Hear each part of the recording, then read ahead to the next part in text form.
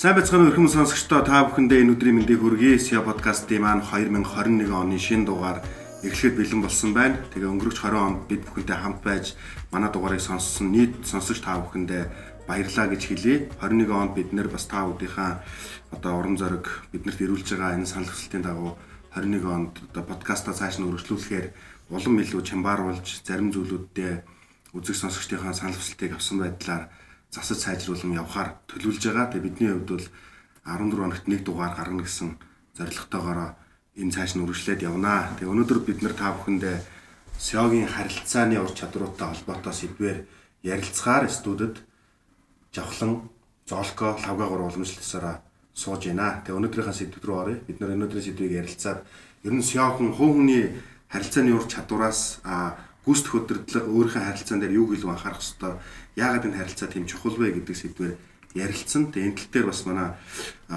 Жавхлан захирал маань бас тодорхой туршлага мэдлэг онлын хүрээнд бас судалж ирсэн байгаа. Тэгээд тэр талаасаа хуваалцаад тэгээд тэрэн дээр нь чимэг болоод бүгдээрээ ярилцаад явъя. За тэгэхээр executive presence гэж англиар бас хэлээд байгаа. За business communication гэж бас нэрлэдэг. Тэгэхээр энэ дээр ингээд ялангуяа Монголын MBA хөтөлбөрүүд дотор яг энэ гүйцэтгэх удирдлагыг бэлтгэдэг ийм хичээл агуулга ер нь харьцангуй бага байдгийн болов уу гэж би хараад байна. За гэвтэл одоо гадны MBA хөтөлбөрүүдэд болохоор яг энийг бол бүр эхний нэг суур мэдлэг буюу нэг суур ойлголт гэдэг ийм хичээл болгож тусна ордог. Нэг бүтэн нэг семестр үүсдэг хичээлүүд байна л да. Тэгэхээр энэ дээр хамгийн эхний яригддаг зүйлс төр 2A, 2C гэдэг нэг юм ихлээд байна. Хамгийн эхнийх нь болохоор нөгөө authenticity буюу жинхнээсээ байх гэх тийм жинхэнэ манлайл зэрэг сүүлийн үед бас нэлээд ярьдаг манлайлын хөтөлбөрүүд гэдэг ингээд явдаг юм зүйлс байгаа. Тэгэхээр нөгөө хувь хүн хамгийн нэгдүгürt өөрийнхөө байх гэдэг юм өөрийнхөө байж хүлээн зөвшөөрөх гэдэг ойлголт бол ялангуяа гүйц захиралд бол хамгийн чухал ойлголт юм шиг байна. Нэгдүгээрх тийм хүн өөрөө арга барилтай өсөж төрсэн орчин босрал өөр учраас энийг өөрийнхөө байж сурах тэрийгээрээ хүлээн зөвшөөрөх гэдэг ийм зүйлс байна гэсэн. Хоёрдугаарт энэ гүйцэтгэх удирдлагууд дээр анхаарал хандуулах гэдэг нэг ойлголт байна л да. Ялангуяа энд нэг гүйцэтгэх удирдлага ажилтнтайгаа 90 минут анхаарал хандуул сонсож ярилцсаны дараа 14 хоног тухайн ажилтны гүйцэтгэл 90% өндөр байдгаа гэдэг нэг судалгааны үр дүн байдаг юм байна. Тэгэхээр хүнтэйгээ цаг гаргаж анхааралтай ярилцаж сурах гэдэг нэг юм ойлголт байна гэсэн. Тэгээ энийг сонсоод үзээд өөр дээрээ дүгнэлт хийгээд үзэн над дээр ч гэсэн гард юм байлээ л дээ.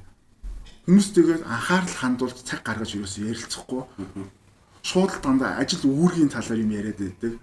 Чи ингээрээ тэгээрээ ингэдэг ийм зүйлсүүд ажил гэдэг юм бэл. Энэ бол нэг хувь хүний хоорондын хамгийн ихний харилцаанд ихтгэл төрүүлдэг нэг ийм зүйлс байгаа гэсэн.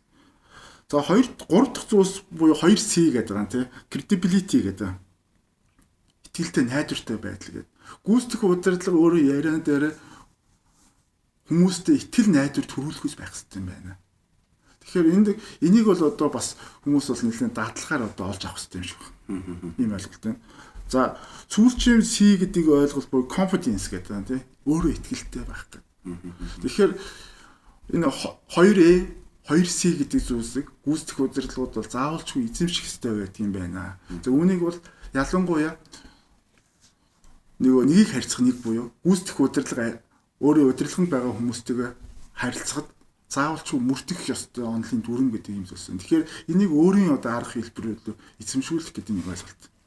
Тэгэхээр яг энэ зарчмыг ингээ хадгалаад хүмүүстэйгээ ярилцаа сурсан хүн бол цаашдаа нэг баг дотор итгэл үнэмшил хүлээн зөвшөөрөгдөл хийгддэг, бага урам зориг өгдөг, урам зоригтой баг зорилгодоо эвлэлт нэгддэг тийм. За зорилгыг хамтдаа бий болгодог гэдэг ийм чухал үр дүнтэй зүйлс хувийн харилцаан дээр тийм. Энэ бол ерөөсөө хувийн харилцаан дээр мөрдөх ёстой онлайн ойлголт байна гэж. Тэгвэл хувийн харилцаан дээр гүйцэтгэх захирлын хувийн харилцаан дээр Золко гэдэг. Би яг саяны зүйлийг баяжуулж байна л да. Тэгээд яг хувийн харилцаан дээр нэгдүгürt яах ёстой вэ? Тэр сэтгэлээсээ байх гэдэг. Саяных ч баг нийлээд энэ орчиж байгаа хөөхтэй. Нэгсэндээ чин сэтгэлээсээ буюу хинч орж ирсэн тэр хүнтэй яг өөрийнхоороо харилцаж чаддаг баг. За зарим хүмүүсийг үл гашаагаар зарим нь арай нэг өөрөөр тэр энэний юм чи ингээд өөрөөр авч үзэж арай өөр хандаж идэх болохгүй. Тэгэхээр нөгөө манайхаа ярьж шүү дээ. Хээв нэг л зангаараа гэдэг шиг тийм. Хинтээж яг өөрийнхоороо ингээд одоо бид гурав ингээд тойр сууж байгаа подкаст хийдэг гэсэн амир ингээд дүрд ороод байдаг зүйл байдгүй. Чөлөөтэй ярилцдаг. Яг тэр шиг ажилтан болгонтойгоо чин сэтгэлээсээ юм өөрийнхоороо байгаад яг тэр хүн ёсоор нь илүү юм харилцаа үүсгэх гэдэг бас их чухал нөлөөтэй бол. Хоёрдугаар attention гэдэг дээр бас яг тийм л дээ. Бид нар ч өөрсдөө маш их ачаалтай байдаг. Магадгүй хажуугаар нь юм ирдэг, юм хийж яадаг үуч гэсэндээ яалтаа үед яг тухайн хүнд илүү ач холбогдолд анхаарлаа хандуулахгүй бол нэг хүн орж ирээд за чи ярьж байгаараа гэдэг ингээд ма хийгээд суuna гэдэг бол тэр хүн бас харилцааны хувьд нэлээд бүдүүлэг те өөр тийшээ харцсан ч юм уу өөр юм хийгээ сууж идэг ч юм уу те тэр бол нэлээд бүдүүлэг хэлбэр. Тэгэхээр яг ингээд тухайн хүнтэй илүү хандах тийм зүйл бас байх хэрэгтэй болов гэж байна. А тэр түрүүний бас ярьжсэндээ attention дээр илүү нэг юм хүний care хийх гэдэг нь өөрөө яг энэ харилцаа дотор орхон зөв credibility гэж л ярьсан да. Attention дээр гэсэн үг. Миний хувьд яг хов хүн гэж нэг байгаа шүү дээ. Гүйцэтгэх сэрхийлэг нь аваа ичээ тий. Тэгэхээр хов хүний өөрийн харилцааны ур чадвар дээр өөрийнхөө байх гэдэг бол өөртөө ихтэй байдалтай шууд холбоотой юм л. Тэгээ яг энэ дээр бол би хувийнхаа кейсийг ярих юм бол бас нэлээд ийм одоо юм болж иж өөртөө ихтэй байдал өөрийнхөө байдаг одоо төлөвт суралцсан гэх юм тий. Тэгэхээр өөрийгөө би зөв ярьж байгаа болов энэ хүмүүсийн дунд бусдаа ингээ харилцаанд орохдоо бусдаа харьцуулах тий. Эсвэл ингээд өөрийгөө голох одоо тэгэхээр энэ мэдрэмжүүдээ аваа хайчихлаэр яг ийм одоо жинхнэрээ байх өөрийнхөө байх энэ харилцааны суур үүсэж байгаа. А гүйцэтгэх сахирлын хувьд бол мэдээж бас би бол 100% шууд байгаагаараа байна гэдэгтээ бол санал нийлэхгүй байгаа тийм. Ягаад тэгэхээр олон төвшний олон өөр төрлийн хүмүүс орж ирж байгаа асуудал ярьж байгаа тийм. Тэгэхээр хинтээ ярилцж байгаас хамаараа тухайн хүн таарсан түлхүүр харилцаануудыг бас гаргах ёстой гэж би боддог тийм. Тэгэхгүй бол зарим төвшний хүн ойлгохгүй тийм. Зарим хүнтэй ангийн сайхан амьдрал ярина. Зарим хүнтэй илгүүл яг ийм асуудал. Тэгэхээр хүн бүхэн таарсан юм түлхүүр дүрд бол орох зайлшгүй шаардлага гардаг гэж би боддог. Тэгэхээр тэр өөрөө юу яадаг юм л да credibility гэдэг буюу нөгөө итгэлтэй найдвартай байдал гэдэг зүйлсийг баг хамт олондоо төрүүлж чаддаг. Дүрд орж ярихаар. Нэг яс дүрд орох биш түлхүүртэй байх гэж. Тийм тэр чинь ингээд яг л бас маргамаар санагдаад байгаа байхгүй юу? Зарим үед ууртай байл ууртай. Тэр чинь эмоцнол хүнээс өөрөөрөө байгаа шин чанар нь өөрөө тэр байхгүй юу? Зарим үед үнэхээр дуграмааргүй ингээд байгаа бол тэр нь өөрөөсөө гарч байгаа юм. Тэгэхгүй бүр яг ингээд жинхнээсээ дүр төрөө зүгээр би сая бодонгууд гэр бүлийн харилцаа гэсэн тийм шүү дээ. Ингээд өөрөөрөө байгаад тэр хүн таалагдах юм бол тэр чинь амьдрал болж чадчих واخ. Тэгэхгүй анх уулзаад болцоол амар дүр хэсгсэн фантазгаар явсараад яг нэг гэрт орсон чинь шал өөр ааш мутаа гарч юм аа. Сэтгэл хөдлөл гэдэг мэдээж орж ирээд өөр зүйлүүд бол болох байх. Гэхдээ гол нь чин үнэнч тэр өөрийнхөө л байгаа гэсэн санаа байна. Тийм тэрийг бол дэмжиж байгаа. А зүгээр ажилтнуудтайгаа бол харин тодорхой төлхүүртэй юм уу те хүмүүнд таарсан байдлаар хэлэлцээ байдал дээр бас нэг юм зүйл үүдээ. Бид нар одоо ингээд мэдхгүй зүйл гарч ирдэг те. Ингээд бид нар ч хамгийн том проблем шийдэж байгаа. Тэр шийдлийг нь гаргаж өгч байгаа хүмүүс. Тэгэхээр хэцүү зүйл ингээд орж ирсэн чинь би мэдэхгүй гэж бас болдгоо. Тэр чинь өөрөө захирал өөртөө ихтэй байвал хүмүүс нь дагаж өрнө ихтэй байх. Захирал тухайн асуудлыг за ийм зүйлийг тийм үгүй гэж хэлж чадахгүйсэн дээ ийм зүйлийг судлаад хэдүүлээ ярилцсны үндсэн дээр энийг шийдсэн зүг баха гэдэг хариу нь өөрөө бас тийм маш их ихтгэл төрүүлж идэг хүмүүс. Яг наадхан дээр чинь над дээр бас нэг юм түүх байгаа те. Тэр нь өөртөө ихтэй байдал болон гүйцэтгэх сахирал дээр хүмүүс юу хүсэж орж ирдэгтэй холбоотой те. Анх нөгөө өөрөө удирдлагын дор ажиллаж байгаа дараа нь гүйцэтгэх удирдлага болоод хамгийн анхны одоо тулгарсан бэрхшээл юу вэ гэхээр урд нь бол асуудал тулгархад ороод танилцуулдаг, хамтдаа шийддэг удирдлагатай байсан. Тэгэхээр айгүй амар асуудлыг ингээ шийдэх гэж оролдохгүй шүү. Эсвэл эцсийн зөксөл нь ерөөхдөө ингээ хөлбрүүд гаргачаад удирдлага дээр очоо тий одоо дарга дээр захирал дээр ороод ярилцаа тэрдээс ингээ шийдэл аваа гардаг айгүй гоё тий. А өөрөө удирдлага болохтой дээшээгээ тийм шат байхгүй учраас нөгөө өөр төр чи орж ирж байгаа хүмүүс яг миний өмнөх төр дүртэй адилхан тийм асуудалтай ярьж байгаа учраас би хичнээн мэдэхгүй байгаа ч гэсэн саний зоолкогийн хэлдэг шиг тодорхой хэмжээнд мэдэхгүй байгаагаа харуулахгүйгээр тий бас тийм итгэл мухардуулахгүйгээр тодорхой хэмжээнд асуудлыг тодорхой төвшөнд шийдэх ёстой байна. Тийм бол түрүүний ярьсан тэр нөгөө итгэлтэй байдлыг ажилтнаа төрүүлэх те хамт олондоо төрүүлэх гэдэг чинь эндээс хүртлээс эхэлж байгаа байхгүй. Яг тэгвэл гүйцэтгэх сахирал дээр хүмүүс ихэвчлэн асуудлууд ярьж орж иж байгаа шүү дээ. Тэр асуудлуудын шийдрийг гаргуулах гэж орж ирж байгаа. Тэгэхээр өөрөө шийдвэр гаргахгүй нөгөө энэ дэр хонгоо гэдэг үстэй. Бурхнаас гуйхаад одоо би яах вэ гэсэн. Харин одоо чи яах вэ гэдэг тэр хонгоо гэдэг. Тэр нөгөө яриад өгөө. Нөгөө нэг хүн төөрөө явж байгаа байхгүй. Тэгээд гэсэн чинь индантчуудад хөгдөд, зэрлэгүүдэд хөгдөд. Тэгээд ингээд яг баригдахын даваан дээр бурхнаас гоодог байхгүй. Бурхан би одоо яах вэ гэсэн уул руу үгээд. Тэгээд уул руу гүйсэн чинь бүслүүлчихдэг байхгүй. Бурхан одоо би яах вэ гэсэн чинь мод руу ор гэдэг. Мод руу орсон чинь бүр ингээд хүрээнд хөмөгдөж штэ тий. Тэгээд одоо би яах вэ гэсэн чинь за хамгийн өндөр мод руу гар гэдэг. Тэгээд гүүгээр хамгийн өндөр мод руу гарсан чинь модын хүрээлээд индантчуудад таараа зогсчихгүй тий. Бурхан одоо би яах вэ гэдэг. Тэгсэн чи бурхан харин одоо яах вэ гэдэг. Яг тэр шиг ингээд бурхан шиг л гэсэн үг шүү дээ тий. Бас нэг тодорхой юм чиглэл шиг зааж ийн гэсэн. Өөдөөс нь харин одоо яана гэдэг юм бол тэр багийн урамсгал өөрөөс юм болж байна тий. Гэтэл амьдрал дээр бас нэг юм зүйлсүүд их гарч ирдэг. Гүйцэтгэх удирдлага ер нь нөгөө нэг 7 хоног тутам, сар тутам ажилтнаа гүйцэтгэлийн талаарх уулзалтууд хийж байгаа тий. За тэн дээр болохоор фидбек буюу одоо нэг санал шүүмж өгөх тий. Ер нь ингээд жоохон шүүмжлэх асуудлууд байна. Тэгтэл одоо хүмүүсийг ингээд жоохон шүүмжлэнгөө зарим хүмүүс чинь даавн буюу ингээд доошоо унцдаг хүмүүс байдаг тий. Бүр хийх юмны уран зориггүй болоо харчихдаг. Гэтэл зарим хүмүүс тохиолдолд бас магтах шаардлага гардаг тий. Нэг бас урамшуулах. Тэгээ жоохон урамшуулгууд нисээ явчихдаг хүмүүс байдаг. Тэгээд энийг одоо ингээд ашиглахын тулд нөгөө янз бүрийн нөгөө ярилцлагын арга хэлбэр төлөвүүдийг ашиглангууд нөгөө өөрийн болгож чадаагүй тэр түлээ тий багчаа. Тэгэнгүүт нэг хүний өмнөөс яриад байгаа юм шиг хиймэл яриад тэгэхээр нөгөө хүмүүс төр хамгийн нөгөө итгэлтэй байдал гэдэг зүйлс өөрөө байхгүй болчт юм байна л да. Тэгэхээр энийг л одоо нөгөө гүйцэх удирдлагаар очихж байгаа хүн оцсон хүмүүс бол яг өөрийн болгож авах хэрэгтэй юм байна. Нэг өөрийн багчтай. Одоо ялангуяа ажлын байрны ярилцлагууд дээрх гардаг шүү дээ. Зарим гүйцэтгэх удирдлагууд ярьдаг. Гүйцэтгэлийн үнэлгээний ярилцлагууд дээр чиний зорилго юу? Чи зорилгоо биелүүлэх чинь би яаж туслах вэ гэдэг нэг хамгийн бэст гэдэг асуултыг ерөөсөө л өөрийн болгоогүй зүгээр л уншиж байгаа юм шиг яриад байдаг тийм таасан дээр тийм чи яаж ажиллавал хамгийн үр дүнтэй ажиллана гэж бодож байна. Ингээд нэг юм монотон хоолойгоор яриад байдаг тийм.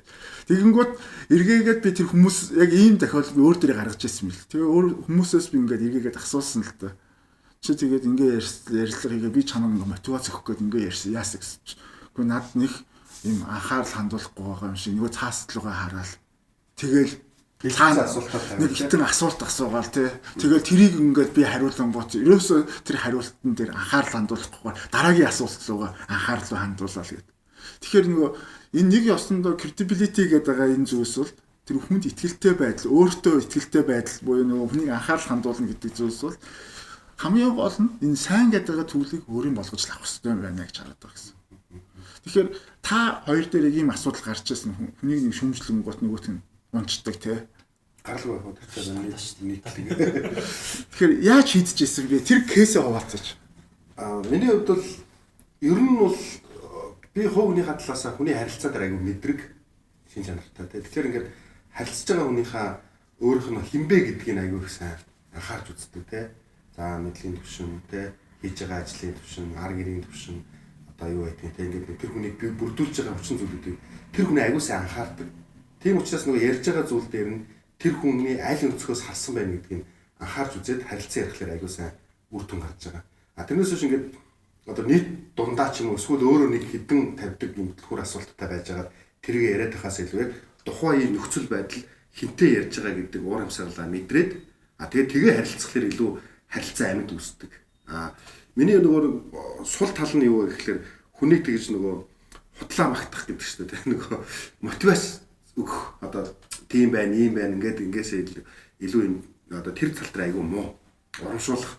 Аль болохоор л хүний нөгөө болохгүй байгаа талын юм уу эсвэл сул талын эсвэл засчмаар талын гэхдээ эвтэйхэн байдлаар одоо тайлбарлаж ойлгуулдаг гэх юм уу та тий. Тэр тал дээр бол бас харин хичээгээд гэхдээ бас нөгөө өөрөөхөө байхаар гэд үзэхлээр бас гаргаж өгөхгүй байгаа байхгүй тэр чинь тий. Зарим хүмүүс тийм байдаг шүү дээ. Ингээд шууд хүүе чи өст ямар гоё харагдаж байна. Ямар гоё хувцалцсан ингээд угаасаа тэр нь зөгтөг тийм харилцааны ур чадвартай хүмүүс байна тий. Өөх чи тэр ямар гоё харагдаж байна гэл тий. Гэхдээ тэр зөгтөг хүмүүст бас тэр нь хүрдэг тий. Гэтэл тэрийг бий болох гэж үзсэн байхгүй нөгөө. Тэгвэл өөрөөс үнэхээр тэгж гардггүй юмн дээр ягаад ч одоо хөшлөд хэрэггүй л байгаа байхгүй.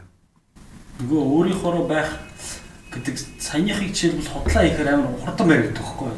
Нэг харилцсан, гурван харилцсан 10 дахь дээр нөгөө чи ялч ингээд дандаа тийм байгаад байл эсвэл шал худлаа харагдана. Эсвэл яг юу болчдөг. Энэ хүн бол ийм хүн бишээ гэдэг ингээд мэдэгдээ явчихдаг тийм. Тийм зүйл байгаа л дээ. Магтад цаашаа урамшуулах дээр бол ер нь бүргэрийн арга л би илүү зүгээр гэж бодод шүү дээ. Хүнийг бол ингээд сайхан магтаад гэхдээ асуудлыг хэлээд гэхдээ чи энийг чадна гэдэг. Тэгээд түрний лавгаа хэлдэгтэйсэн саналын хүний онцлогуд их өөр. Бараг тэр хүнийг анкет авах за энэ хүн иймэрхүү төрлийн хүн байна да гэдгийг харж болно. Одоо шинэ залуучууд бол их магтаал дуртай. Тэ? Шүүмжлэлд бол их эвтэйхэн ойлгуулж хэлэхгүй бол тэ? Эвтэйхэн ойлгуулж ингэж нүдний харц хөдөлгөөний харж байгаа хэлэхгүй бол тэр болгоноос шүүмжлэл авдаггүй.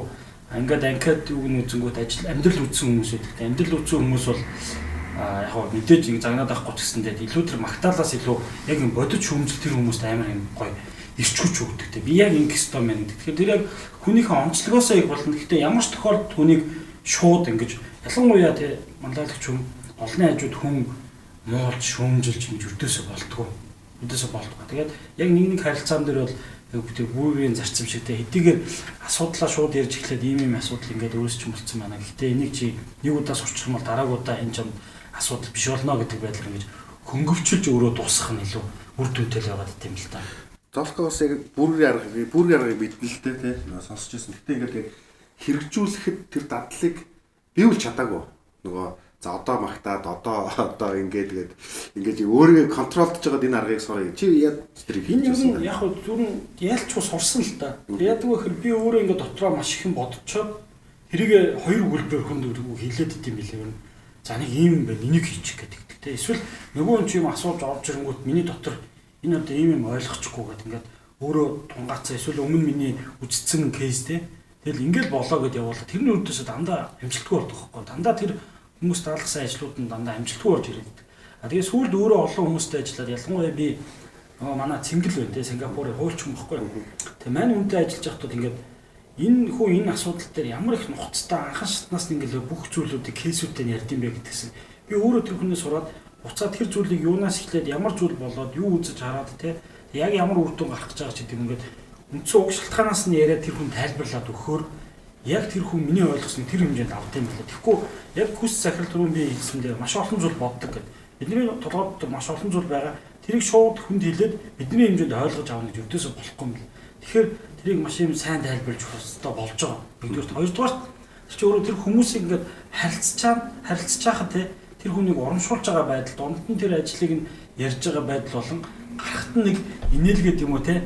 Би жоохон юм шай одоо юу гэдэг санаа зовлттой гэхдээ би энийг дахиад хийнэ гэдэг тэр харц тэр мэдрэмжтэй л ингэж гарах нэг чухал болоод ирлээ л дээ. Тэгээ одоо яг энэ дээр бас юу байна? Нэг зүйлийг сонсогч маань ойлгох хэрэгтэй. Бид нар сая бол илүү нүүр тулсан те ганцаарсан харилцааны дүү ярьж байна.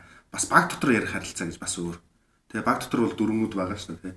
Одоо олонний дунд нэгийг хин нэг эвгүй байдалд оруулж нүүрэн дээр нь одоо баг дотор шүмжлэхгүй байх те илт давмгай магтахгүй байх илүү нөгөө нэг юм одоо нэг зорилгын төлөө нэг уур амьсгалын төлөө илүү нэгдмэл байдлын угаастай ажиллах гэдэг юм. Нийтлэг гардаг алдаанууд бол ингээд нөгөө манайхны бас тэр хуучны сургуулийн зарчим багш нар нөгөө самрын өмнө гарч байгаа шүүмжилдэг шүү дээ. Тэр сэтгүү бас ажиглагдаад байдаг зарим байгууллагууд, зарим төрлүүд төр те ингээд ичтэл нь улаатал нь ингээд гэхдээ сүүлдээ тэр нь ингээд олон жил болсон ажилчнуудын өвдөр дархлаа үүсчихсэн те.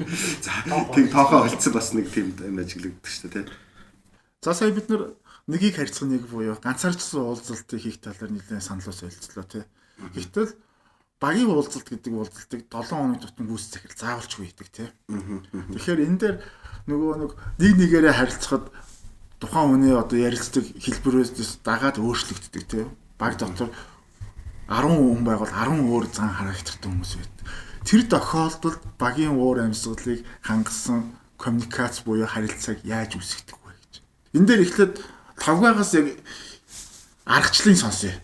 Практик аргачлал. Тий олонний одоо юу гэдгийг албаны хурал ч юм уу нийт ажилтны хурал уулзалт хийж яхад нэг хамгийн хэцүү зүйл нь нөгөө заалаа мэдрэх гэж нэг юм одоо илтгэлийн ур чадвартай адилхан зүйл те. Орчноо заалаа мэдрэх те. Тэгээ өөрийнх нь дууны ярианы өнгө аяс болон хэлж байгаа үгний ойлгомжтой байдал энэ төр яг мэдрэгдээд эхэлдэг л дээ те. Тэгээд ирэхлээр аяндаа нөгөө нэг энэ яг хэлж байгаа зүйл маань хүрээд хүмүүс маань анхаарад тэдгээр зүйлүүд яриа уур амьсгал гоё болдог. За дээрэс нь дахиад нийтийн дунд их юм ярьдаг. А тэрнээс биш хин нэгний ингэж онцгойлж одоо юу яадаг вэ?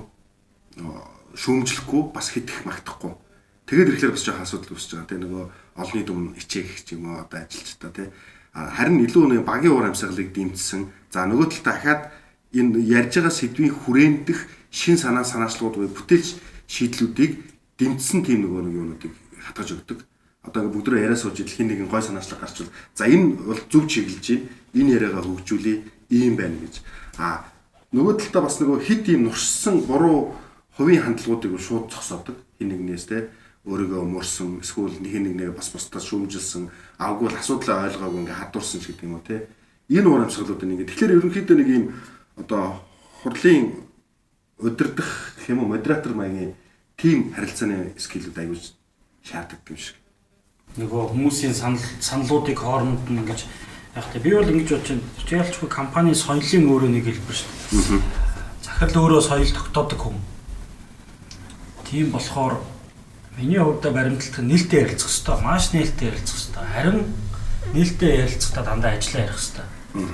Одоо жишээ нь юу гэдэг бид нар нээлттэй ярихнээр ковид ч юм ингээ бусад асуудал яриа тэрэн дээр нээлттэй яг ажлын тал дээр тухайн хүмүүс санаа оноогоо гаргаж чадахгүй юм орчин үүсгэж гээд байдаг. Миний хувьд болохоор аль болох хүмүүстэйгээ альж төвшин ингээ нээлттэй харилцаад тэгээд тэр ажлыг гэсэн яг тийм нээлттэй байдлаар ярилцаад юу гэж бодож байна. Би бүр өнөөдрийн манай нэг хурал явсан. Би тэрэн дээр бүр юм яриаг байхгүй. Тийм яриаггүй байгаад бүгдийг ингээ сонсч үзлээ. Тэгэхээр тэр хүмүүсийг аль болох олон талаар яриулах юм бол бид нэг толгойг биш тэр 20 толгойг 50 толгойг ашиглаж чадна гэж бодож байгаа. Тэгэхээр аль болох бага яриа, товч тодорхой яриа тий илүү нээлттэй байгаад тэгээд тухайн хүмүүсийн саналыг огт өвдөс унгаж болтгоо. Одоо юу гэдэг тэрийг заавал авах албатай биш ч гэсэн аян санал гарч ирлээ гэдэг байдлаар ингээд яваад байвал илүү зүгээр. Тэгэх юм бол илүү гоё нээлттэй юм уур амьсгал гарч идэг. Зүгээр илүү презентийн скиллүүд заримдаа гарч ирнэ л те компани ямар нэгэн төлөвлөгөө маа танилцуулах боллоо. Ямар нэгэн чиглэл одоо бид нар шинэ аян эхлүүлэл явж байна.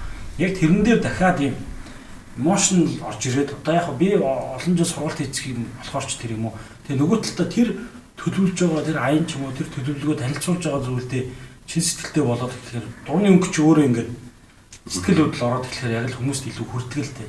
Тэгэд нээлттэй хилцэх бол саний лавгагаа ярьдаг. Тэгээ тэр олон хүний саналуудыг аль болох эргэтгэж авах тий олон талаас нь авах гэдгийг зохицуулах маш чухал. Тэр өөрийн презентинг скил буюу бусдад танилцуулах, толилуулах чадвар гэж байна. Тэрүүгээ илүү бас хөгжүүлээд нээлттэй ярилцаг болчвол зүгээр байгаад байдیں۔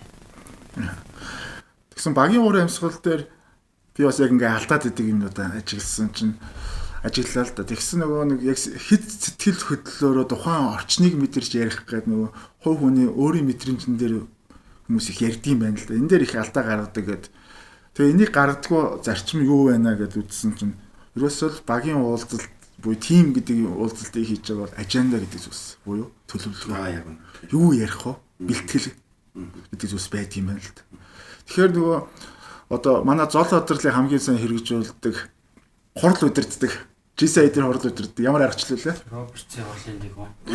Тэгэхээр баг дотор хамгийн түрүүнд хурлын соёлыг бүрдүүлдэг юм байна. Хуралдад сурах, хуралдад дадах гэж нэг аймаг чухал зүйл байгаа шүү дээ тий.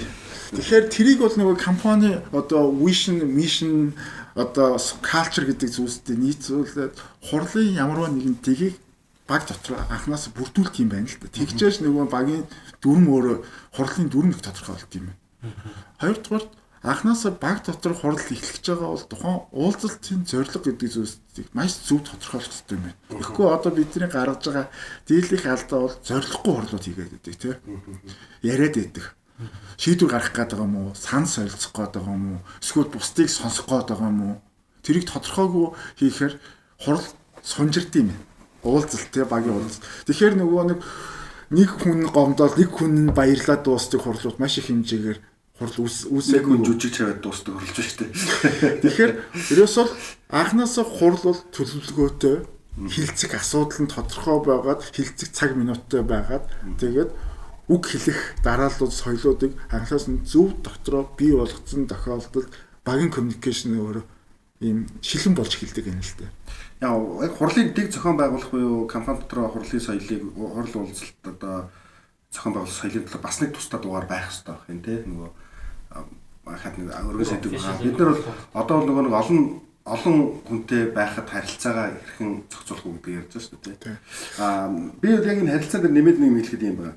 Ер нь олонлаа хийж байгаа уулзалтан дээр харилцаан дээр гүйцэтгэх захирал ямар хамгийн гол үүрэгтэй байх вэ? Ямар зорилготой хурлаас үл хамааран тухайн мэдээллийг нэгтгэж хүмүүсийн одоо долгион тааруулах буюу хүмүүсийг ижил үзэл баримтлалтай тухайн асуудлынхаа талаар ижил ойлголттой ижил ийм хүсэл зорилготой болох нэгдэх тэр харилцааг илүү их чухлах бий болох хамгийн том үүрэг юм шиг байна. Одоо харилцаа нэр бол тий. Тэгэхээр бид бид нар дүгнээд те бид нар ийм болж шүү. За ингэж ойлгоцгоё. За ингэж харцгаая. За энэ ийм ажлуудыг хариуцахаар юм байна. Асуудал нь энэ байгаа юм байна гэж. Тэгэхээр энэ баг дотор байгаа тэр хүмүүст илүү нөгөө нэг харилцаагаа яах вэ гэхээр уур амьсгалыг нэгтгэх, үзэл санааг нэгтгэх, зорилгыг нэгтгэх, бодол төсөөллийг нэгтгэх энэ дэр их нэрв зардаг. Тэрэн дээр бас ингэдэж ш. Хэрвээ үзэл санаа нэгтгэхдээ нэг зорилго харуулах гэдэг шаардлагатай болж байгаа бол урдчлаад лобби идэх байхгүй. Одоо тэрийг ялангуяа яг ганц SEO хүний хувьд бүх ажилтнуудаа юм яриад эхлэхэд тэр хүний тулгаалт юм шиг те юм юу юм шиг те нөгөө хүмүүсээсээ шахаж тэрийг хийх гээд байгаа юм шиг ийм мэдрэмж төрдөг байхгүй. Тэгээд яг SEO ярьж дууслаа араас нэг хүн ёстой зөв энэ манай компани ирээдүйн бид нар энэ онд яг ийм юм төрмээр байсан ёстой баярлалаа гэх юм бол нөгөө бүгдээр бас тийм шүү натлагдчих юм те. Тэр кey хүмүүсийг бас ойрхон байлгаж авах хэрэгтэй. Одоо яг бидний хувьд болохоор ингээд компанид партнерууд байгаа учраас бас ингээд нэг нэг шууд дэмжээ явчихдаг болохоор бүгдээрээ тэр соёл руу орчдөг. Энэ GC-дээр ч гэсэндээ одоо олон жил явж байхад ер нь тэрийг урдчлаа лоббиддаг байхгүй. Би сая орой онлайн уралд хийж байхад урдчлаа 4-5 хүнээр тийм ээ яг зөв юм хийж байгаа. Наачста бид ингээд оролцсноо гэдэг үгийг төрүүлж хэлж байгаа байхгүй. Тэгэхээр бид нар өөрсдөө хүн их ингэдэг одоо ажил хийж байгаа хүмүүс бол тодорхой амжилтанд хүрсэн хүмүүс байдаг. Тэд нар яадаг вөхөр хүмүүсийн өөрөөсөө дээр хүмүүсийн үгийг сонсохоос илүү өөрөөсөө ижил төвчний хүмүүсийн үг илүү гүн тусдаг гинэ. Нэгсэндээ ур зогсож байгаа захирал нэг юм ярихаас илүү хажууд байгаа өнгө тэр тийш тэгэхээр шууд ингээд тийм болоод санагдаад авчдаг. Тэгэхээр бас тиймэрхүү зүйл дээр бэлтгэлтэй орох хэрэгтэй. Би одоо хөргөл дээр том өөрчлөлтүүд хийж явах дандаа тийм юмтай ордог биш. Тэгээд гол key хүмүүсээс ялангуяа хүмүүсийн итгэлийг хүлээдэг хүмүүсээс нөгөө хүн ч уурч сайхан тайлбарлаад өөрийнх нь талуулгаад ороод нөгөө хүн чинь сайхан бараг зэрэгцээд дэмжээд явчих. Тэгээд дорой явчихдаг. Моохорлохгүй гэсэн үг шүү дээ. Яг ингээд дайрахгүй тий. За бид нар сая ингээд хувийн харилцааны талаар тий хувийн харилцааны ур чадварын талаар ярьлаа. Ахаад бас нэг харилцаа зохицуулах шаардлага гардаг тий гүйцэтгэл. Тэр нь эзэдүүдтэй харилцах тий. Одоо хөрөнгө оруулагч нартай тууз төлөөлөл үзүүлэлттэй. Энэ харилцаанд яг түрүүн тэр дээр нөгөө ярьсан юу гэх юм ялж байгаа гэж байна. Strategic communication гэдэг байна шүү дээ тий. Тэгэхээр ялангуяа баг доторх саяны одоо уур амьсгалыг удирдах талаар ярингууд ерөөсөл гүйцэтгэх захирал бол багийн коммуникац гэдэг юу дээр дүрм тогтоогоод дүрмийг мөрдүүлдэг юм байна. Түүнээс ус нэгийг харьцах нэгтэй адилхан тухайн үеийг мэдрэх те өөрийнхөө байх гэдэг юм бол байдгүй юм байна. Ерөөсөл дүрм журмыг мөрдүүлэх гэдэг соёл руу орд юм байна. Тэгэхээр энэ бол өөрөө нөгөө одоо их хурлын чуулгануудыг ингээ харж байхад гэсэн спикерийн одоо нэг юм зангараг байдаг шүү дээ тий. Гадны дотны харизма тий. Тэгэхээр ерөөсөө анханасаа тэр дүрм гэдэг соёлыг танилцуулаад дүрмэл баталгаажуулах гэдэг. Гэвтэл гүйцэтгэх захирал дээр гардаг дараагийн хоёр том чаленжтай асуудал байгаа. Нөгөө багийг төлөөлж ирэх гэж байгаа тий. Нэг баг дотроо хурд хийгээд дууслаа нэгдсэн нэг шийдвэр гаргалаа удирдлагын багаараа гарлаа бол үүнийг ажилтнуудын өмнө public speech буюу митийн өмнө ярьдаг тий. За магадгүй удирдлагын багаараа харуулаа хорлоо хийгээд 100 ажилтнтай компани нөгөө эрдээ одоо өмнөөс нь танилцуулах асуудал байдаг. Тэгэхээр энэ дээр бол нөгөө мотивацжуулах одоо урам зориг өгөх одоо ихтгэлүүд байдаг. Тэгээ ялангуяа оны ихэн болон сүүлд байдаг тий. Оны одоо шинэ жилээр бид ийм амжилттай байлаа гэдэг. За нөгөө талаар оны ихэнд бид нэр 2021 онд ийм зорилттой гэдэг нөгөөтгөө итгэл үнэмшүүлэх гэдэг. Тэгэхээр энэ дээр хамгийн гол чухал зүйлс бол юу байдаг вэ? Эхний юм дээр нөгөө оролцогч талуудаас заавалжгүй бүгдийг нэрд одоо дурдах гэдэг ойлголт байгаа тийм ээ.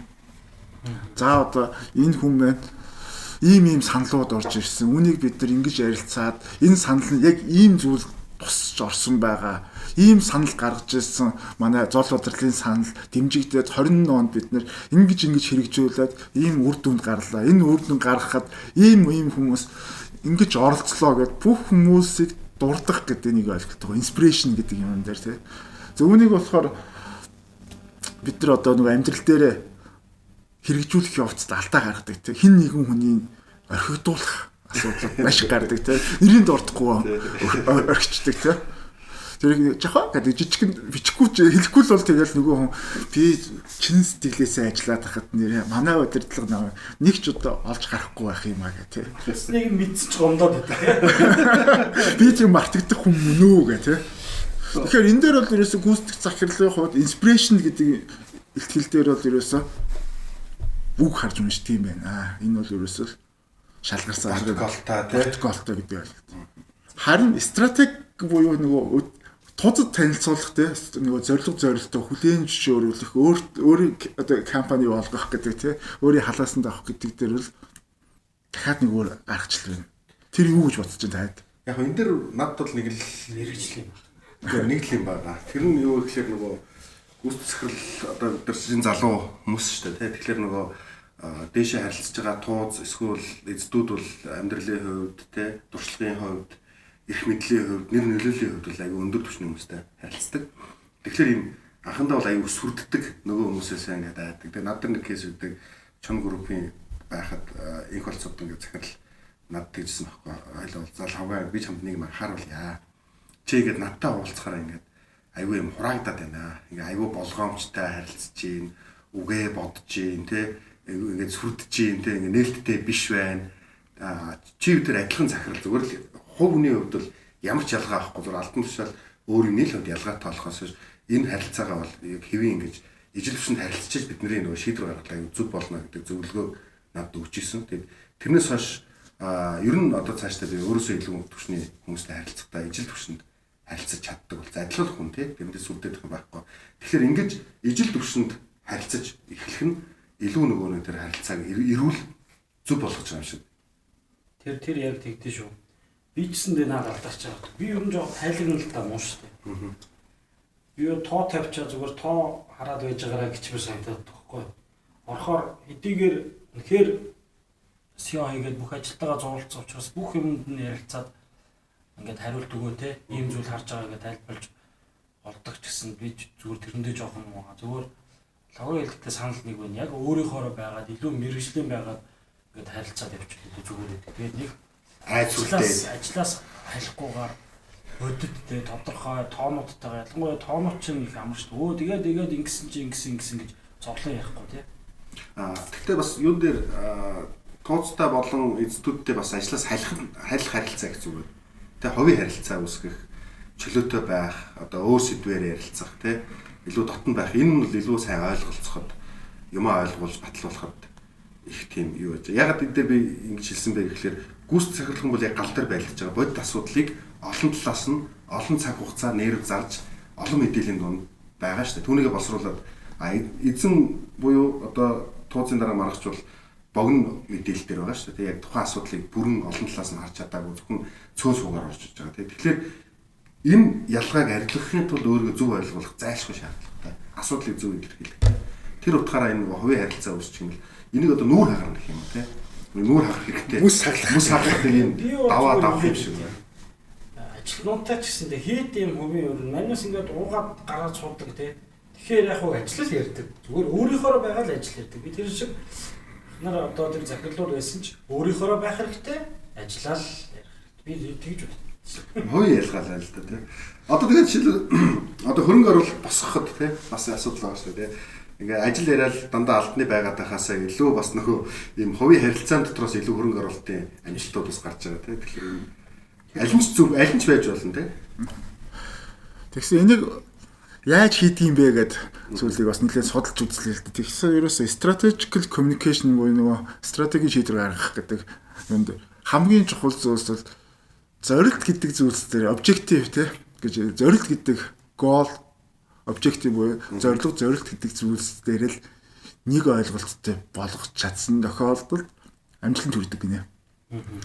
Тэгэхээр энийг нэлээд судлаад сүүлийн 2-3 жил бид нэг тоц дээр бас энэ зүйлсийг хийх гээд нэлээд үзсэн. Тоцтойгоо ярилцах болгоод ингээ цалин мөнгөө тохирохтой хүмүүсийн цалин комисшн хөрөнгө оруулалт одоо нэг үндсэн хөрөнгө хангамжуудыг батлуулах гээд тэр болгон дээр очивол дандаа бүтлгүүдэд байсан нэг зүйлсийг харсан зүйлс маань зорилт нэг болж орж чадаагүй тууз дээр миний гүйцэтгэх удирдлагын баг дандаа завчулт юм л. Гэхдээ чи одоо ийм хөрөнгө оруулалт хийгээд яах юм бэ те? Энийн оронд наад мөнгө хадгалалтаа гингүүд нэрэж тийм аа гэл манай нэг санхүүгийн нэг тухайн үедээ сүртэй бандаад яг тэрийг хийлэнгүүт тийм байгаа өстэй авахаа гэл нэг хүн хийлэнгүүт нэрэж тийм юм шиг санагдаад тухайн үедээ болдог. Тэгэхээр бол ерөөсөл хамгийн чухал strategic communication гэдэг бол стратеги гэдэг нэр нь өөрчлөлөө ерөөсөө юу байгаа шүү дээ. Хийхгүй юм те чухалчл юм те ойлголт нэг болгох гэдэг юм аа. Бүгдээрээ нэг хэлээр ярьдаг, нэг нэр томьёолоор яриад энийг бол ингэж ойлгож байгаа юм аа. Үүнийг бол ийм тоон хэмжээнд хүрэх юм аа гэдэг нэг ойлголт нэр томьёонуудыг хамгийн түрүүнд тайлбарлаад тэрнээс хашаа яриагаа өрнөлт юм. Тэгэхгүй болохоор бидний гаргаад байдаг алдаа чөлөөтэй сайхан ууж байгаа ч ярьдаг тий. Ууж байгаад ярьсан ч гэсэн дараа нь ойлгон сайхан болгоно гэж боддог. Дараа нь тэр нь тодорхой ойлголцоогүй юмнууд дахиад гараад ирдэг. Би ингэж бодоогүй штэ гээл тий. Би чамайг алаад өгөх юм байх гэж бодсон чинь чиний алсан чи энэ юу гээл тий. Энийг алах гэж байгаа. Тэр юу нэг тийм тэгэхээр мэрэгжлийн байх гэдэг чинь өөрөө тэр ажил мэрэгжил ялангуяа тэр тоогоор удирдах илүү амар ер нь. Яг мэдээж өөрийнхоороо байгаад илүү илэн далангуу байгаад тэр харилцаа дээр тэр мэрэгжлийн байдлаа хадгал гэсэн үг шүү дээ. За бид нар сая ингээд тэгвэл дээшээ харилцах. Тэгвэл олон нийт рүү харилцах бас гүйцэтгэл компаниг өдөр төлөөлж одоо олон нийтийн харилцаа бизнес уулзалтууд орж байгаа те. Энэ үед харилцааг бас хэрхэн авч явах талаар энэ дээр ер нь бол SEO-гийн бас public figure гэж нэг юм байгаа те. Тэгээ энийг зарим B2 бизнесийн хувьдсан SEO-гийн public figure-оор борлуулалт sales-ийг аяг өндөр хийдэг те. Компанийнхаа борлуулалтыг бэлцлүүдийг амжилттай хийдэг те. Гэх мэтлэн тэгэхээр ингээ харахаар энэ аягүй чухал. Энэ дээр бас юу анхаарах хэрэгтэй энэ төрлийн харилцаан дээр. Заримдаа бас нэг ийм шүүмжлүүд байдаг те. Одоо юу гэхээр ингээд аягүй олон нийтэд гоё яригадаад байгаа мөртлөө нөхөө компани дотор их моолуулаад байдаг те. Ажилтдаг хүмүүс тэгж харагддаг мөртлөө амьдрал дээр бодит байдлаар одоо яг гал дотор нь хамт ажиллаж байгаа хүмүүс нь муулаад байх тийм кейсүүд бас ажиглагддаг шүү дээ. Тэгэхээр public figure гэж аягүй чухал юм шиг байна те. Жинхэнэ мөн чанар нь ч юм уу эсвэл чадамж нь танигдаагүй ч гэсэн үнэлэгдээд байгаад байдаг тийм. Сүүлийн энэ чиг хандлага нэг public figure нь social network боллоо л да. Гүйцэтгэх удирдлага. Гүйцэтгэх удирдлага заавалж social network-ыг хэрэглэх ёстой болсон тийм. Хэрвээ хэрэглэдэггүй гүйцэтгэх удирдлага бол уучлаарай. Та ер нь л одоо public figure байхгүй юм байна гэдэг юм зүйлс гараад байдаг тийм. Тэгэхээр ерөөсө хамгийн чухал зүйлс бол та том ч вэ, жижиг ч вэ, ямар ч компани гүйцэтгэх удирдлага бол өөртөө ижил левелийн хүмүүстэй харилцаанд орох шаардлагууд гарч ирдэг. Харилцагч компани чинь маш том компани, группийн гүйцэтгэх захирал байх тохиолдол гарч ирдэг. Тэр тохиолдолд нөгөө ижил левелээс буюу ижил одоо нэг шатнаас харилцаж чадчихна гэдгийг хамт олонд нэгдүгээр харуулах хэрэгтэй байдаг. Хоёрдугаарт нийгэмд бас тэгж харуулах хэрэгтэй байдаг тийм. Тэгэхээр энэ бол ерөөсөө тухайн хувь хүний одоо юу гэж хэлэх юм бэ нөгөө брэнд маркетингийн ойлголт гэж би хараад. Тэгэхээр гүйцэтгэх захирал өөрөө нийгэмд гаргаж байгаа бол компанийнхаа одоо vision, mission, үндэс зүйлсийн илэрхийлэл байх тэр нэр томьёо өгүүдийг л ашиглаж сурах хэрэгтэй байх. Байгууллага дээр төлөөлж очиж байгаа бол хамт олноо л байнга багтаж ярих байх. Асуудал байх юм бол дотоод дээр нь нийгэмд бол хамт олноо байнгын хамгаалж ирнэ. Энэ л ерөөсөө хамгийн чухал. Би бол ингэж бодоод байгаа. Гүйц захирал паблик дүр гарчиж болно, гарахгүй ч болно. Хэрвээ тэрийг буруу муу юм уу өөрөө гадуур дотор жоохон дэлс бол явдалтай тэр бол гараад димээ юм шиг байна. Бүр муу нэр компани нэр хүнд хувийн нэр хүнтэй аюул шууд холбоотой. Тийм холбоотой явцсан учраас тэгээд гаруул яаж гаруул зүгээр гэхээр тухайн компаниг төлөөлж байгаа хүний хувьд тухайн компаниг илүү мэрэгжлийн чадварлаг харагдуулаад байсан зүгээр. Тэгээд тухайн хүний бас зорилгоос болоод байна л да. Жишээлбэл би сайн SEO, би сайн SEO-гоо зарж амьдрна гэж байгаа бол би менежмент яриад ингээл олон салбарын гоё юмнууд яриад тренер яриад ингээд явах байх. Би тэгээ энэ миний компаниг төлөөлж одоо би компаниа төлөөлж би харагдуулж байгаа. Нэгдүгээр, хоёрдугаар манай компани бол ийм давуу талуудтай, ийм чадварлаг, ийм мэрэгжлийн гэдгийг харуулж байгаа юм. Жишээлбэл сайн хуулийн фирмийн SEO авах юм бол маш сайн хуулийн юмнууд гаргаж ирж тавих те. Одоо нийтлэх, постлох. Тэгээд одоо бол ийм болчиход байна шүү дээ. Social influencer гэж олон мянган дагагчтай хүмүүс хүчтэй байгаа ч гэсэндээ 2020 оны тренд бол илүү юм мэрэгжлийн хүмүүс те. Ийм экспертүүд гэж байгаа байхгүй. Тэрийг яг ингээд тухайн чиглэлийн хүмүүс дагж яадаг гинэ. Тэгэхээр хэрвээ барилгын компани захирал бол тухайн компани яаж барилгыг сайн барьдаг, ямар философитой те ямар учраас тэр хүмүүс тэр компанид ирж ажиллах. Хоёрдугаар хүмүүс яагаад тэдний байрыг сонгох юм те. Гуравдугаар яагаад тэр компанид бусад компаниуд хамтарч ажиллах юм гэдэг тэр үнцнийг тэр хүн өөрийнх нь дүрээр тэр салбарынхандаа ингэж харуулах ёстой юм байна л да. Тийм. Тэгэхээр тийм хинд юу болж харагдах гэдэг маш чухал. Хинд юу болж харагдах. Тухайн салбарынхаа ер нь бол би барилгын салбар дээр ороод барилгын эдийн захирлуудаа групп болгоод дундаас нь бүгдийг найзуулгаа тий.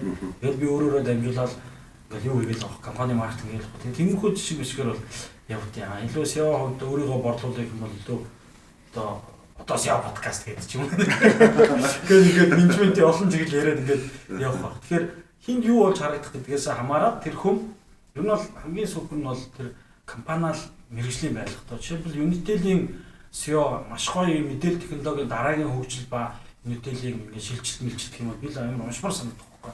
Тэгээ нөгөө талдаа тэр компаниар багахын тэр компанид итгэл төрөндөө хэрвээ мэргэжлийн хүн бол тэр компанид ажилламаар санагдана. Хэрвээ хамтрагч бол тэднийтэй хамтарсан илүү бодиттой санагдах ч юм уу. Тэгээ ийм зүйлүүд үүсэж байгаа. Ер нь тэгэхээр манай дээр бас SEO public figure болгосон бас тийм мэргэжлийн энтер гаргаж ирж байгаа кейсүүд их бага байгаа л та тий. Ер нь бас их тийм шууд урдаа. Mobicom бол энэ сүлд хамаатай л тий. Тийм өөрөө Хамаатай сан байна тий. Сүүлээр гантлаг багтаа бас их сайн public SEO figure байсан тий. Сүүлээр гантлаг. Тэгээд SEO ч өөрөө ингээд мэргэжлийн ухаас гадна зөвхөн тухайн чиглэлийн хүмүүст биш клуб public болоод ирэх юм бол би зүгээр хэлэхэд гэр бүлийн сайн аав, сайн хань мань байх бол бас их сайн юм шүү. Амар олон хүмүүсийн сэтгэлийг татдсан шүү. Тэгээ явандаа бас тийм гоё public figure хамаг юм ярьчихлаа шүү тий. Public figure гарах байх гэж бодож байна. Тэгээд яг бид нар тодорхой энэ салбарын хөгжлийг урт хугацаанд л харж байгаа. Энэ дээр олон зүйлүүд гарч ирнэ. Өнөөдөр бол алдаатай дутагдaltaй эсвэл одоо бүгдээрээ мэдэхгүй эсвэл бүгдээрээ мэдж байгаа ч юм уу тийм зүйл байхгүй шүү дээ тий. Бас нэг юм байна. Одоо энэ public гардаг дээр салбараа төлөөлж тухайн салбарынханд юм уу хүмүүст юм ярьдаг бол зүгээр. Гэхдээ олон хүний яриаг харах дандаа проблем ярьдаг байхгүй. Засаг ийм манайх ийм ажилтнууд ингэ шийдэл биш тийм хүн сургаж чинь гэдэг. Энд чинь шийдэл болон тренд чиг хандлага тий ийм боломжууд байна гэдгийг ярьж гаргаж ирсэн нь илүү ер нь бол хочин тэрийг хүмүүс илүү сонсно. Энэ хүн манай салбарыг арай өөрчилчих юм болов. Энэ хүн тий энэ хүний үгнээс ингээд юм сурдсан шүү гэж тэр хүнийг сонгодог бас болдог. Технологийн компаниудаас одоо манай дээр чинь тийм одоо SEO public figure-тэй хэн гарч ирж байна. Одоо Tesla-гийн гүйцэтгэх захиралч өөрөө бараг public figure тий.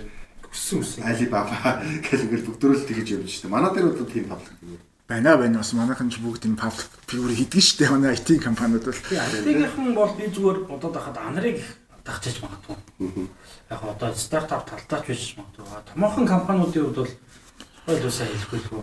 Жишээлбэл яг зүгээр томоохон компаниуд батлуулж чаддаг гэж. Тодорхой төвшөнд олон хүн байгаа. Зүгээр бүр ийм нийгмийн инфлюенсер болцсон ч юм уу те бүр тэргүүрээ компани төсөөлөгдөг тийм хэмжээний SEO-гийн тухай бол ховрох шиг байна те. Яг гоё тийм байх шиг байна. Гэтэ ингээд эргээд та хоёрын ярианаас бодоод үгнэхэд нэг ийм зүйл ажиглагдлаа л да. Жишээлбэл салбарын хөгжил ярьдаг гүйцэтгэх захирлыг бол тухайн салбарынх нь бүгд дагдаг юм шиг. Тэгэхэд би одоо жишээлбэл ингээд өөр салбарын хүн огт мэдэхгүй байхад нэг өөр нэг салбарын хүнтэй ярангуут. Үгүй тэрийг чи мэддэг юм уу гэж бүр гайхаа те. Тэр захирал чинь тийм хүн байхгүй юу гэдэг ингээд ярьдаг. Тэгэхээр магадгүй нөгөө пабликлоор гаргаж байгаа юм дээр бол дандаа салбарын хөгжил, салбарын одоо зорилго боломжуудыг нэмэгдүүлэх гэдэг энэ чиглэлээр илүү ярьж байгаа бол оновчтой юм шиг байна. Гэхдээ сая хэдүүлээ дандаа эрэг талаас нь юмнуудыг ярьлаа те. Гэхдээ гүйцэтгэх захирал дээр хүссэн нэг crisis гэдэг зөрчилдөө энэ маргааны асуудлуудыг коммуникац харилцааг авч явах гэдэг юм асуудал байдаг те. Хоёр түлхүүр ажилтан чинь санал зөрөлдөөд ороод ирдэг те. Эсвэл нэг чухал ажилтнтайгаа санал зөрөлдөөд байдаг. Эрх мэдлэрээ ч юм уу гүйцэтгэх захирлын эрх мэдлэрээ далайлгчингууд болдгоо. Үгэнд нь ороо явах гэр болдгоо. Ийм асуудлуудыг яаж шийдвэрлэх вэ гэж. Ийм тохиолдлууд гардаг та хоёрт. Гарч ирсэн үү? Яг хоо зүгээр гарч ирсэн. Би бол бүр 2-3 удаа маш сайн үр дүнтэй болсон гарч тамхилах уу. Гарч тамхилах уу. Тэгээ тэр хооронд ингээ амьсгаа лифтэнд одоо өнөөдөр хүүтэн байна да гэж байгаа. Тэгээ буухаарч ер нь их өөрлөсөн байд шүү. Ингээд нөгөө сэтгэл хөдлөл буураад нэрээ бас те зүгээр би буруу бодож яж магадгүй нэрээ гэж үгээл эхэлдэг байхгүй. Тэгэхээр тийм гинт өөр нар гарчвал зүгээр байгаад идэв надад. За тэгээд энэ удаагийн дугаараас эхлээд бид нар бас их товчхон байхыг хичээж байгаа. Тэгээд өнөөдрийнхээ дугаарыг энэ хүрээд өндөрлөе гэж бодож байна. Тэгээд Жапан маань нэг дүгнээд хаалтын ерөөхдөө иймэрхүү юм ярьлаа гэдэг нэг дүгнэлт хийх юм. За тэгэхээр мэдээж одоо гүйцэтгэх удирдлагуудын үед цаг завгүй байдаг учраас товч өгөө тодорхой байх гэдэг зорилго тавьж байгаа. За тэгэхээр ер нь дөрвөн төрлийн харилцааны ур чадварыг гүйцэтгэх удирдлагууд бол заавалч авах ёстой байна гэдэг дээр бид гурав ер нь санал нэгтлээ гэж харж байна. Нэгдүгээрт бол тэр хувь хүний хоорондын харилцаан дээр яг одоо ямарваа нэгэн арга аргачлал хэрэгжилж байгаа бол түүнийг өөрийн болгож авах. Эсвэл одоо ямарваа нэгэн харилцааны коммуникацийг бүр ингээд сүхбат аварга одоо 1,000-ийг 10,000 удаа давтаж хийж сайн болсон гэдэгтэй адилхан тэрийг бүр давтаж бэлтгэх хэрэгтэй юм байна. Хоёрдугаар тэр баг дотроо уулзалт хуралцах байгуулах гэж байгаа бол тэндээ бэлтгэлтэй байх хэрэгтэй юм байна. Бэлтгэлгүй олон хүн цуглуулна гэдэг бол ерөөсөө асуудал юм байна.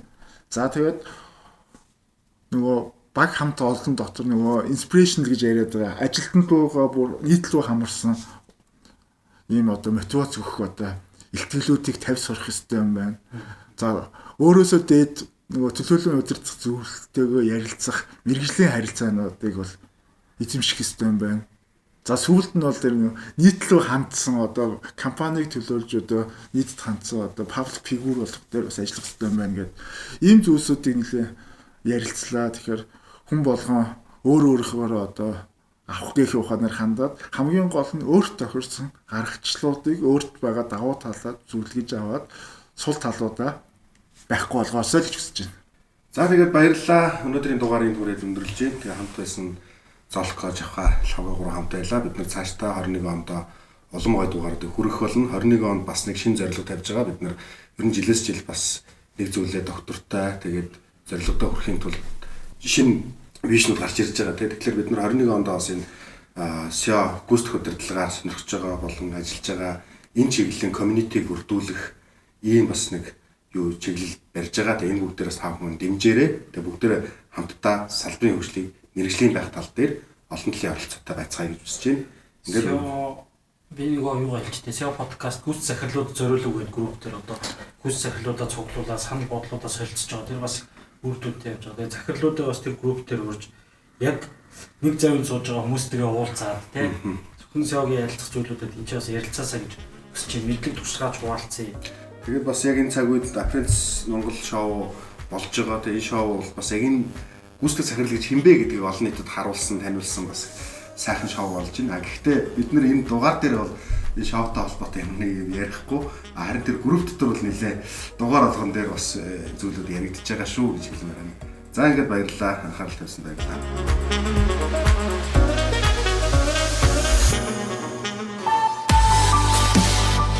21-р зууны гүйцэтгэх удирдлага ямар ур чадваруудтай байх ёстой вэ? SEO хүний мэдэх ёстой олон зүйлсийг SEO подкастаас